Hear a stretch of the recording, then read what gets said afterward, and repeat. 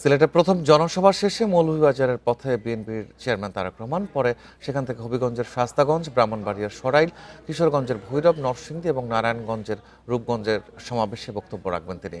তারেক রহমানের সফর নিয়ে আরও জানাতে সিলেট থেকে মৌলভীবাজারে যাওয়ার পথে গাড়ি বহরের সাথেই রয়েছেন আমাদের সহকর্মী জাহানারা পারভিন। আমরা চলে যাচ্ছি তার কাছে।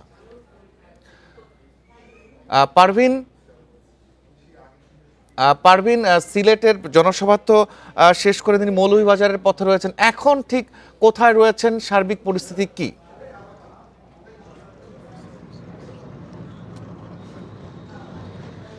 রিফাত, সিলেটের জনসভা শেষ করে মৌলভীবাজারের দিকে চলে যাচ্ছেন তারেক রহমান। আমরা তার গাড়ি বহরের সঙ্গে রয়েছি। তিনি সিলেটের জনসভায় অনেকগুলো কথা বলেছেন। আগামী নির্বাচন নিয়ে ধানের শীষের প্রার্থীদের পক্ষে ভোট চেয়েছেন, বলেছেন ধানের শীষের প্রার্থীরা যদি জয়ী হয় তাহলে দেশে গণতন্ত্রের উত্তরণ শুরু হবে এবং দেশের নারীরা স্বাবলম্বী হবে, বেকাররা কর্মসংস্থানের সৃষ্টি হবে। অনেকগুলো প্রতিশ্রুতি দিয়েছেন। তিনি বলেছেন তিনি তার বাবার মতো খাল খনন কর্মসূচি আবারও শুরু করবেন, এর ফলে দেশের আরো উন্নতি হবে। এবং একটি দল রাজনীতি করছে ধর্ম নিয়ে, এরকম অভিযোগ করেছেন তিনি। আসলে জামায়াতে ইসলামীকে ইঙ্গিত করেছেন। তিনি বলেছেন যে তারা ধর্মের নামে এটা দেব সেটা দেব, যেটার মালিক শুধুই আল্লাহ, সেরকম প্রলোভন দেখিয়ে ভোট নেওয়ার চেষ্টা করছেন। তিনি বলেছেন যে এই দলটি এখনই মানুষকে ঠকাচ্ছে এবং এই দলটি নির্বাচনের পরেও মানুষকে ঠকাবে। তিনি বলেছেন এটা শিরক করছে এই দল, এবং তিনি কিন্তু জামায়াত ইসলামের নাম নেননি, কিন্তু ইঙ্গিতটা তিনি সেরকমই করেছেন, যেটা মনে হচ্ছে তিনি বলেছেন যে মুসলমানদের তারা ঠকাচ্ছে। এবং পোস্টাল ব্যালটের যে অনিয়ম, যেটা বিএনপির নেতারা নির্বাচন কমিশনে এর আগে গিয়েছেন, বিএনপির স্থায়ী কমিটির সদস্য সালাউদ্দিন আহমেদ, নজরুল ইসলাম খান, তারা গিয়ে প্রতিবাদ জানিয়েছেন ইসির কাছে পোস্টাল ব্যালটের অনিয়ম নিয়ে। সেটার কথা উল্লেখ করে তারেক রহমান বলেছেন, আমরা কিন্তু গাড়ি বহরের সঙ্গে রয়েছে। আপনি দেখতে পাচ্ছেন সবার আগে বাংলাদেশ যে বাসটিতে তারেক রহমান যান, সেই বাসটি আমাদের আরেকটু সামনেই রয়েছে। হ্যাঁ, আমরা গাড়ি বহরের সঙ্গে এগোচ্ছি। তারেক রহমান বলেছেন যে পোস্টাল ব্যালটের অনিয়মের কথা উল্লেখ করে তিনি বলেছেন যে আগামী নির্বাচনে 12ই ফেব্রুয়ারির যে নির্বাচন, সেই নির্বাচনে ভোট ডাকাতির ষড়যন্ত্র শুরু হয়েছে। এটা কিন্তু আজকে উনি নির্বাচনী গণসংযোগ শুরু করেছেন, প্রচারণা শুরু করেছেন এবং এটি গুরুতর অভিযোগ করেছেন। একটি গুরুত্বপূর্ণ দলের প্রধান হিসেবে তিনি অভিযোগ করেছেন যে আগামী নির্বাচনে ভোট ডাকাতির ষড়যন্ত্র শুরু হয়েছে, কিন্তু ষড়যন্ত্র কে করছে তিনি বলেননি। তিনি এই অভিযোগটা কিন্তু আজকে করেছেন এবং বলেছেন আগামীতে যেন মানুষ ধানের শীর্ষে যারা প্রার্থী, তিনি আজকে সিলেট জেলার 6টি আসন এবং সুনামগঞ্জের 5টি আসনের যারা প্রার্থী এই অঞ্চলে, এই 6-5-11 জন প্রার্থীকে এখানে আজকে মঞ্চে দেখা গেছে, তারা কথা বলেছেন।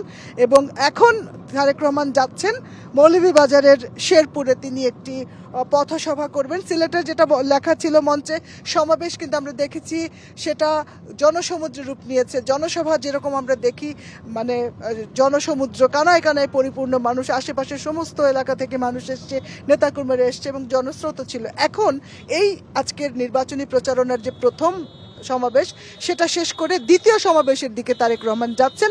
আমরা তার সঙ্গে রয়েছে। আপনি দেখতে পাচ্ছেন সবার আগে বাংলাদেশ লাল সবুজের যে গাড়িতে করে তিনি বিমানবন্দরে 25শে ডিসেম্বর নেমেছেন এবং সেই গাড়িতে করে তিনি সংবর্ধনার মঞ্চে এসেছেন এবং তিনি কিন্তু এই গাড়িতে করেই তার নির্বাচনী জনসংযোগ করবেন। আরও একটি সাদা গাড়ি রয়েছে তারেক রহমানের। গতকাল তিনি যখন শাহপরানের মাজারে গিয়েছেন, সেই সাদা গাড়িটি বহরে থাকে, কিন্তু তারেক রহমান মূলত যেই লাল সবুজের বাসটি, আমি কালকেও রাতে শাহপরানের মাজারে ছিলাম, তিনি সেখানে গিয়েছিলেন 12টার দিকে, এই বাসেই কিন্তু তারেক রহমান থাকেন এবং তার সঙ্গে তার সফর সঙ্গী রয়েছেন তার স্ত্রী জুবাইদা রহমান, রয়েছেন বিএনপি মহাসচিব মির্জা ফখরুল ইসলাম আলমগীর। আমরা আসলে তারেক রহমানের গাড়ি বহরের ঠিক সঙ্গেই আছি। গাড়ি বহরকে ফলো করে আমরা এগিয়ে যাচ্ছি মৌলভীবাজারে শেরপুরে বিএনপির পরবর্তী আজকের দ্বিতীয় যে পথসভা বা সমাবেশ, সেটার দিকে আমরা যাচ্ছি। রিফাত, তারেক রহমানের মৌলভীবাজারগামী বহর থেকে জানাচ্ছিলেন সহকর্মী জাহানারা পারভিন। এই মুহূর্তে আমরা চলে যাব আমাদের সহকর্মী রানা মজুমদার সিলেটে। আমরা কথা বলবো রানার সাথে। রানা, সিলেটে বিএনপি চেয়ারম্যান তারেক রহমান আসায় সেখানকার মানুষের উচ্ছ্বাস কেমন দেখলেন, এবং তিনি জনসভা তো শেষ করলেনই, মানুষের মাঝে তিনি অনেক বার্তা দিয়েছেন, তারা কি বলছেন আসলে?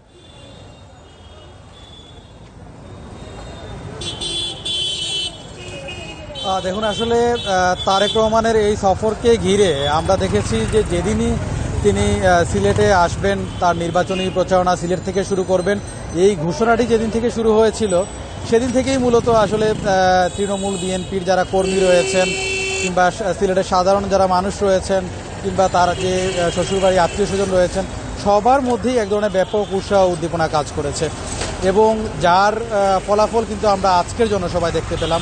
এখানে যারা নেতাকর্মী রয়েছেন তাদের দাবি অনুযায়ী লাখো জনতার উপস্থিতি কিন্তু ছিল এই জনসভায় এবং এই জনসভাকে ঘিরে সব ধরনের প্রস্তুতি কিন্তু নেওয়া হয়েছিল স্থানীয় বিএনপির পক্ষ থেকে এবং আমরা গতকালকেও দেখেছি তিনি যখন সিলেট এয়ারপোর্টে এসে পৌঁছান 7:50 তখনও কিন্তু আমরা দেখেছি যে সেখানে হাজারো নেতাকর্মীর ভিড় ছিল এবং সেই ভিড় ঠেলে তার যে লাল সবুজের গাড়িটি রয়েছে তাকে বহনকারী গাড়ি সেটি কিন্তু মাজারে এসেছে এবং আপনি নিশ্চয়ই দেখেছেন যে মাজারেও কিন্তু হাজারো জনতার ভিড় ছিল এবং সেই ভিড় ঠেলে তিনি হযরত শাহজালাল রহমতুল্লাহি আলাইহির মাজার জিয়ারত করেছেন এবং পরে সেখান থেকে তিনি কিন্তু শাহপুরানের রহমতুল্লাহি আলাইহির মাজার জিয়ারত করেছেন এবং সেখান থেকে তিনি তার শ্বশুরবাড়ি সিলেটের দক্ষিণ সুরমার সিলাম ইউনিয়নে সেখানেও তিনি গিয়েছেন এবং সেখানেও কিন্তু তিনি আত্মীয় স্বজন পাশাপাশি শুভাকাঙ্ক্ষী